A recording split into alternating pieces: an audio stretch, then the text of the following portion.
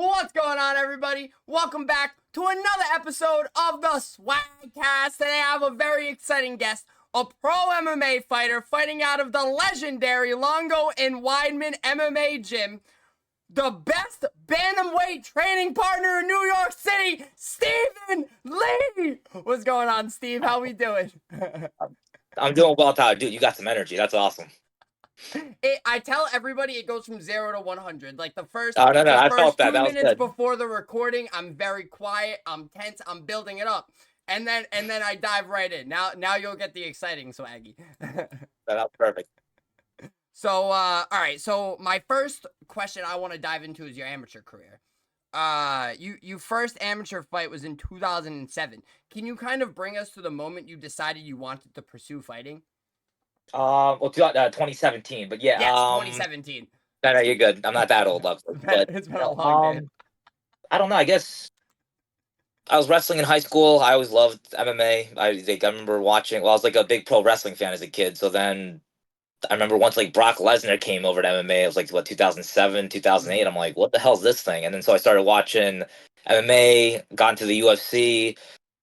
Just got hooked ever since. And then whenever I got done wrestling, I grew up in Colorado. Once I got done wrestling, I just started looking up like MMA places to train, and I looked up. I found Sarah Longo, and when I was applying to schools right outside of high school, I applied to this place Hofstra because I remember at the time Weidman was fighting for the belt, and he repped Hofstra. So I applied there.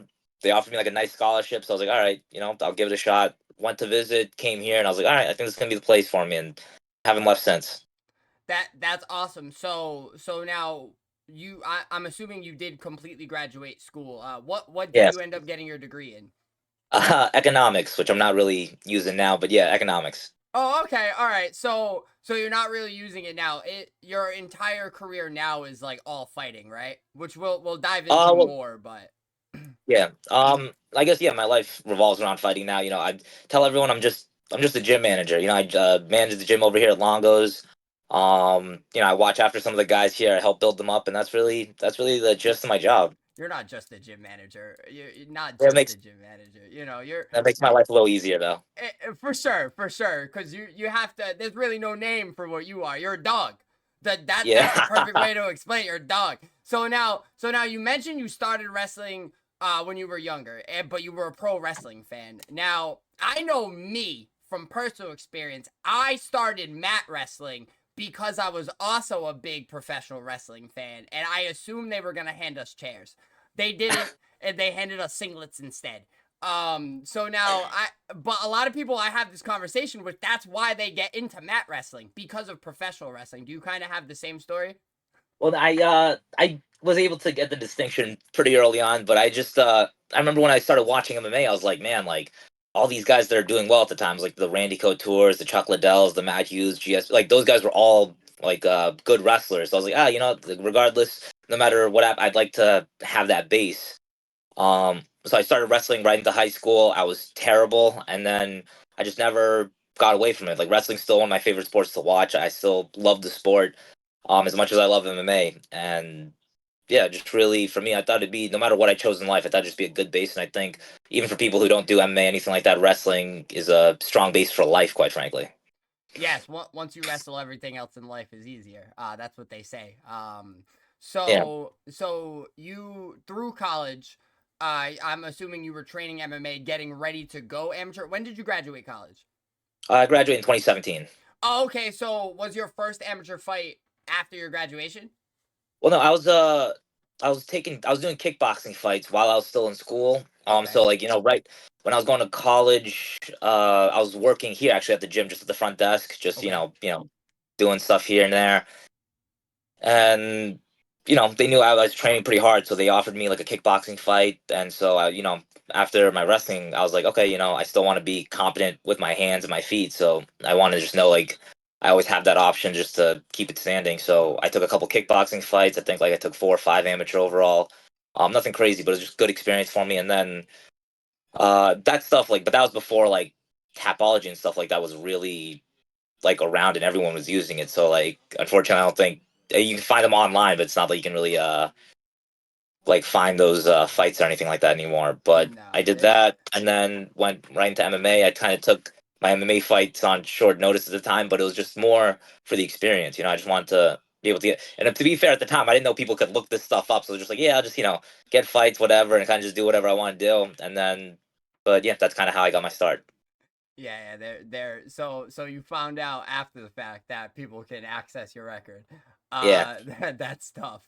So now how kind of was it juggling school, juggling training, and by this point it seems like you were not necessarily a figure at the gym, but you were working front desk, and they don't necessarily offer those jobs to everybody. You kind of got to be a dog to get the coach's attention like that. So how was like juggling everything? Were you more of a trainer? Were you more of a student? Or did you do a good job at juggling both?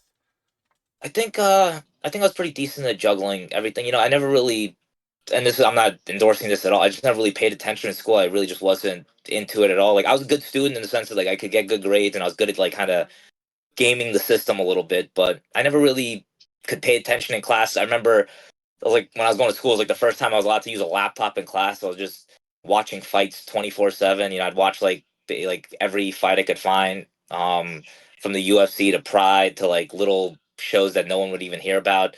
And I just really loved the sport. And I don't even want to say like, Longo, they gave me the job just because I was easy. Like we can all hang out and get along. And that's kind of the main thing here in general. Like if you can just kind of hang out with everyone, get along, and not be a complete fucking weirdo, it's pretty easy over here. Well, that's kind of how most gyms are. It's kind of I how think most so. spaces are, but definitely in the combat space. Like I'm a jiu-jitsu practitioner, and that's exactly how my jiu-jitsu gym is. We got the click, and the click are all the cool people. They're not necessarily dogs, but they're all the cool people. I Yeah, I may or may not be in the click. that's So now fast forward to 2022, you make your pro debut. And you fought twice that year, and you came up short in both, and you haven't fought pro since. Are there any plans to come back? I know you had a canceled bout in 2023. Tapology does allow me to look at that. However, are there plans to return, or are you kind of just chilling? it's tough because I am just chilling. Like I tell everyone like I have the best life I thought imaginable. Quite frankly, I mean I just found out I'm having a kid, so then I got like another 7 months before that. So I'm kind of just focusing on my life really more than anything else. But um, Congratulations! thank you, I Did you appreciate find that. out at dinner last night? No, I found out Oh, okay, okay. and I found out like maybe now like two weeks ago or so. That's awesome. Yeah. Congratulations. No, but like I was like I look, I still love like fighting's still my life, just in a different manner. It's tough for me to say like I could just stop fighting because I still just there's nothing quite like it. But right now where I'm at in my life, I don't know, I'm just pretty happy with where everything's kind of gone so far.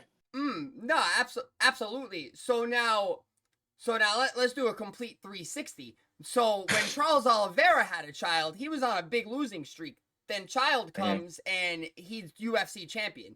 So do like that everybody says. Now I'm childless. I am not a father yet. Maybe one day. Maybe one day I'll find the perfect lady. However, you haven't gone through it yet, but every fighter who has a child says there's like a switch in their mind and their energy and how they have to, because now they're living for a life, Yeah. if in a way. So like, do you are you prepared for like the switch, or like do you Uh, think it might not happen, or how are you looking forward to that? Not just like being a father. I'm sure you're going to be a lovely dad, but like the sides of having to, provide. well, that's kind of the main thing. Like I think as a father, you have to be able to provide. Like Exactly. I think unfortunately, like uh, fighting's fighting's a pretty selfish thing. Like it's hard. Like it's again, like I love it, but I know how difficult it is in the sense that Hmm. like you really can't unless you have the right support system and like have the everything lined up. Like it's hard to focus on that. Like a guy like Oliver, like you, like for example, like he was in there. Like he was always in there. He was always skilled enough, but like I think just having a kid refocuses you a little bit, and you're like, okay, like now I have to do this not just for me, but for someone else. And for a guy like Oliveira, I think that just gave him the little oomph he needed to be able to get past the humps. Like he was never, I don't think it was ever a fight. It was like a skill differential with him. It was more just like he needed to be able to push past a certain point, and I think having a kid was able to get him past that little hump. But again, like if you're, that's what I'm saying, if you're starting out, like it's tough, man. Like, uh, I think having a child, you're gonna have to focus on just that and like really being able to provide for your kid, really. So that's kind of my main focus right now. Mm. Okay, okay, cool. Yeah, no, once again, congratulations. That's absolutely awesome. And you broke the news here. That's cool. So now with the fighting, you said that you are just chilling right now. Has there been any fight offers, or like are the offers not really rolling in? Uh, yes and no. Like occasionally I'll get some like random fight offers, but like again, typically it's just not like for me to have to cut the weight again, and just do all that stuff that like it's I love this sport and like I'll tell you like when you're doing it to that extent, you almost hate it. And I really, especially when this is my life. Like I'm here. I'm telling you, you can ask any of the guys at the gym. I'm here 24/7. I'm on. I'm ready to go. But um, to make that aspect a part of my life again would kind of take away from everything else, and I'm not really sure I'm willing to do that. Okay, I understand that completely. So what do you walk around at for weight? Uh, I mean, I usually stay in good shape. Like I'm lean right now. I'm close to like 160, 165. Um, yeah, I'd say like when I'm on the heavier side, I'm close to like 165, 170. But I'm usually walk around like 160 to 165, anywhere between there. I wouldn't want to cut that weight either. That's like a 30-pound cut. Yeah. That's it. I just almost puked just thinking about that. So so now instead of fighting, you said you're just chilling, and now let's dive into that. Let's dive into what you actually do. You train. You're like I watched an interview where you discussed how you were training with Marab for the Sean fight. Now my question from that was kind of like, are you the main bantamweight at that gym to train with like the other bantamweights when they have No, I would say like did you oh, sorry. No, sorry. I'll let you finish. Sorry. oh my bad, like did you prepare Aljo for Sugar as well?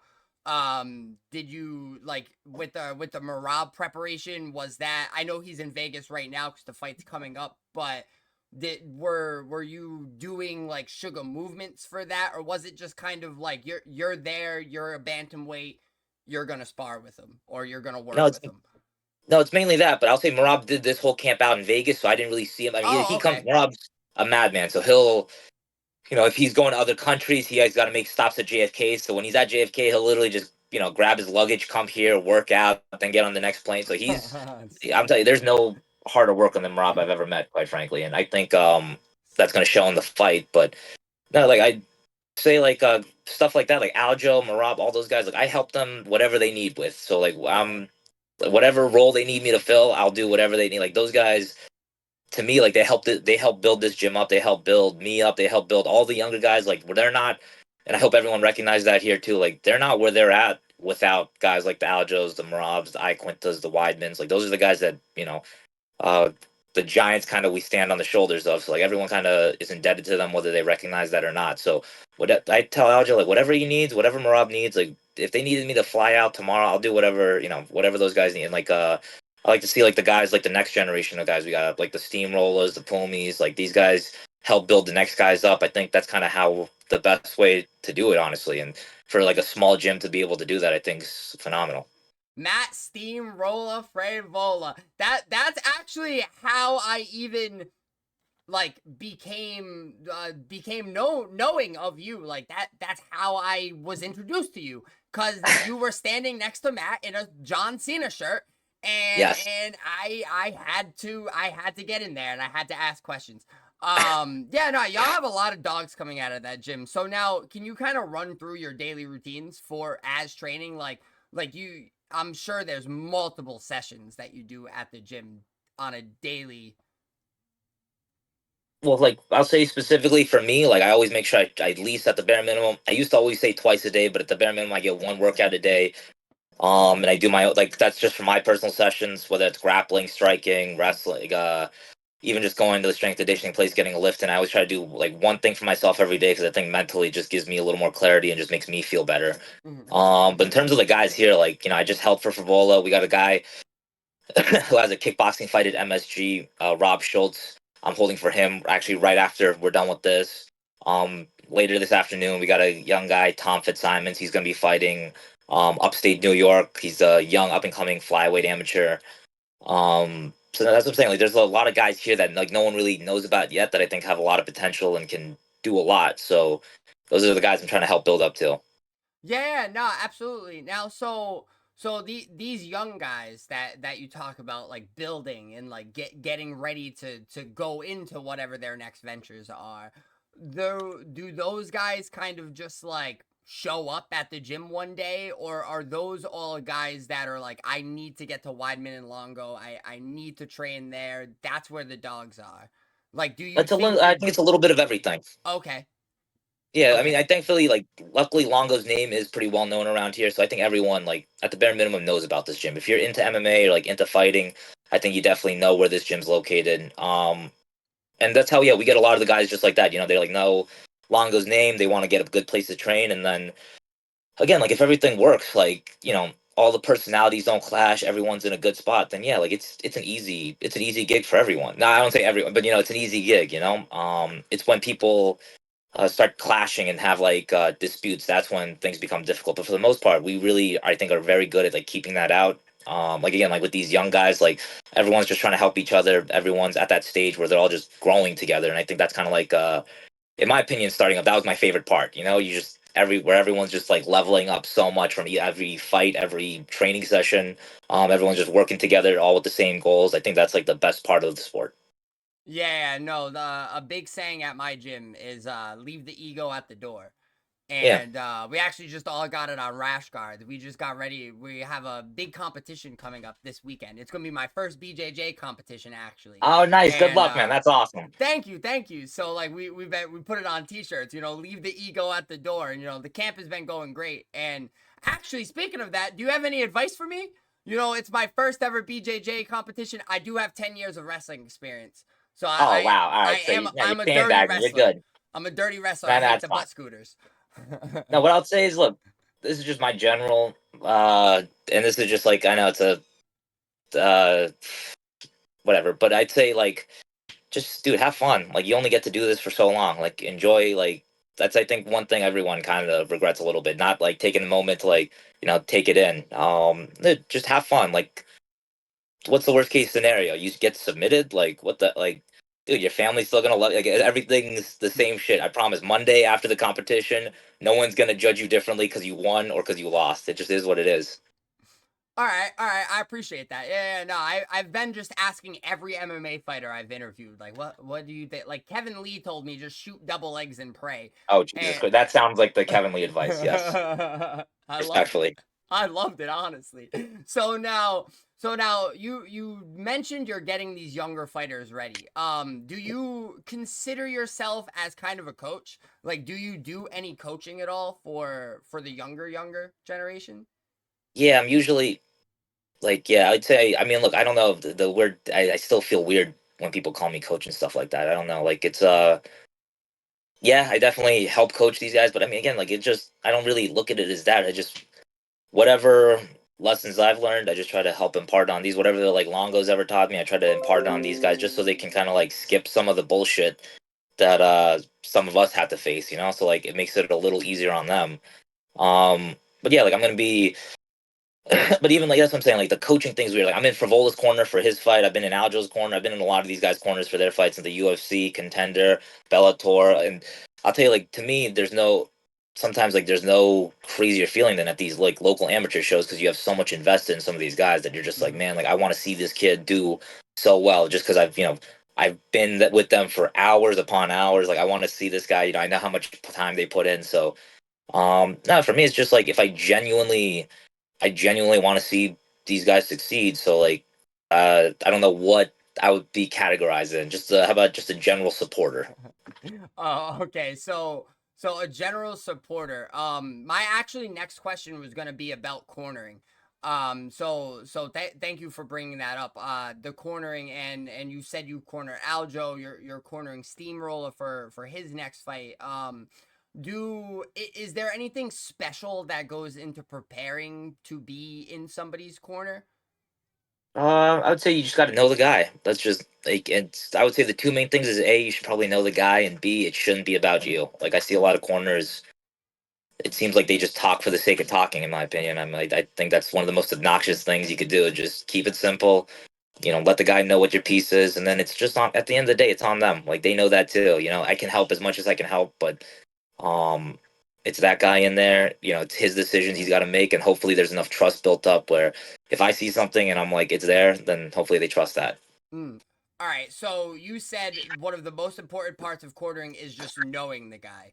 I think Um, so. so now, do you have?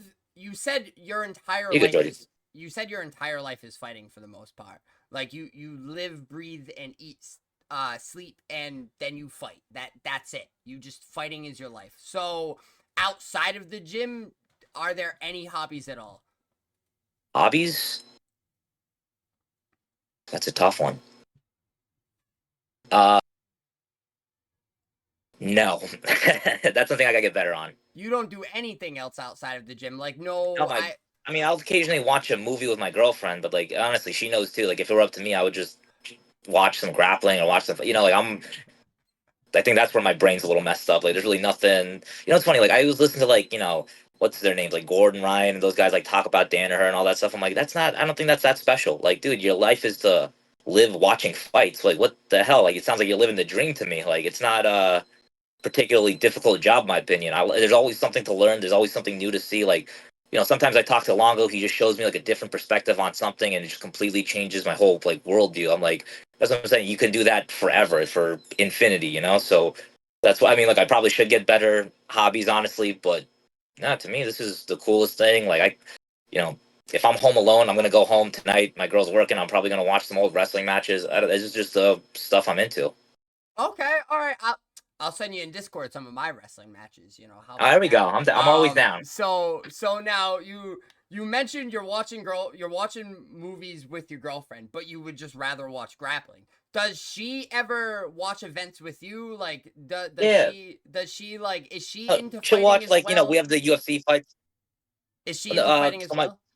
yeah, my Like, girlfriend was a professional oh, kickboxer. She had oh, yeah, I think okay. like overall between amateur and pro, she had like close to about like 20 fights, I think, something like that. So she had a lot of kickboxing fights. And she'll watch like the UFC pay-per-views and stuff like that with me before she falls asleep. But um, yeah, she's into it, but she's not like I think it's fair to say like I'm definitely like a little more into it than she is. So like I mean I think she'll appease like she'll appease me by like sitting down and like going through it, but it's definitely not her favorite thing. Does she ever train with you, or is she completely Oh, out of it, absolutely. retired? No, Oh, she absolutely. I does. mean, right? Oh, okay. Yeah, but she's like she still likes to hit pads. She still likes to get a workout. It's still no better workout in my opinion. Yeah, no, absolutely. That's awesome. So it's like the perfect match. Yeah, it worked Um, out. however, going back to hobbies real quick, every fighter I've spoken to, the hobbies were the same. Mike Davis, he was like, I got injured, started playing video games, now I'm hooked on video games, I can't stop. Kevin Lee, Sam Alvey, and Tim Elliott all told me that they love to cook. Cooking is their side Oh, passion. okay. That does count as a hobby. So if you like to cook, that is also a hobby. And I know everybody eats. And MMA fighters like to eat the most, especially a man cutting 30 pounds when he has to cut. That's fair. I like I'll that's the thing, like maybe it's because I also just rarely have the time to myself. Like, I but I'll understand cook that. when I can. I like, I'll play little video games here and there, but like I don't really sit down and play anything for that long. So like if I have some free time and I just want to like clear my head, yeah, sometimes I'll do stuff like that. But yeah, again, like for example, today I'll be here till 8 p.m. I'll probably get out of here, maybe watch a couple more fight stuff, and then I'll probably pass out, get here at 7 in the morning. Again, do it all over again. Again, like, and plus, when I say that too, I don't want to sound like I love this shit, man. I'll do Yeah. this every day till I'm 90. But yeah, this is just kind of the facts. Yeah. So it it's almost like you said it looks like Gordon Ryan's living the dream, but it sounds like you're actually living the dream. like your entire life is fighting, but you love it. Yeah, Would I'd you agree with that. Look, oh, sorry, what's up? would you say that like this is what you want to do forever? Like this is the dream. This is your Oh, dream at least. look, 100%. If I could do this till I'm 1,000 years old, I would. But at the same time, too, like I have to, again, like having a kid and stuff like that, I have to be able to make unselfish decisions in the sense of like I know financially I got to be able to make some decisions that'll make sure my kids are set up in life too. So, yeah, as much as I love doing this every day, I know it's not the most financially viable option if you have like fucking a couple kids and stuff like that, and you don't want to buy a house in New York. But, uh, yeah, right now, dude, I do this forever. All right, okay. I love the answer, and I love the enthusiasm that you have for fighting. It's really awesome to see. And I know you have to get out of here, but real quick, it's the whole reason you're even here. The John Cena Hey, shirt. I want to talk about professional wrestling real quick, and oh, let's mostly go. Come on, pointing. this I can talk about forever. Yes, sir. Let's go. So now I'm assuming with all the time and stuff you spend in the gym, you don't really watch much wrestling nowadays. I can watch a However, little bit on my phone, but that's about it. that same here. Like I try to keep up when I can. So now John Cena is retiring. I Yes, you do know that, and John Cena is my my guy. favorite wrestler. I'm assuming he's up there with you. I believe we're probably close to the same age, so we both grew up watching John Cena. Yep. And so now, what would be a dream match to see before Cena retires? And like, do you think they're gonna do it the way it should be done? And then we can get out of here. I think with Triple H running it, they're going to do it the way it should be done. I think, look, this is my opinion. I think they're going to give Cena the 17th World Championship because he's that guy. You know, He he's the needs it. company guy. They He got to needs make it. him number one. They have to make And him then the goat. his last match should be Randy Orton. You know, they've been around forever, and then that's it. Go home, dude. You won. You won life, John Cena. You're good. That's fucking awesome. Yeah, that's exactly how I feel. Give him number 17. You should have did it years ago. One hundred Thank percent. Thank you so much, Steve. Thank you so much for coming on for this episode. You're the fucking man. You're an absolute fucking dog. Do you want to tell people where to find you on socials? On everything, I'm Teven Wee. I don't know why, but Teven Wee, TEVENWE, Teven Wee. Yep. And Tyler, seriously, pleasure, dude. Good luck on your tournament this weekend. Just sounds like just how you sound. You're gonna kill it. Have fun. Thank you so much, brother, and congratulations on the baby coming. I'll talk to you Thank you, bro. soon. Have a great night. I'll talk to you And soon, man. make sure y'all catch the Swagcast every Wednesday. We're out of here. Peace.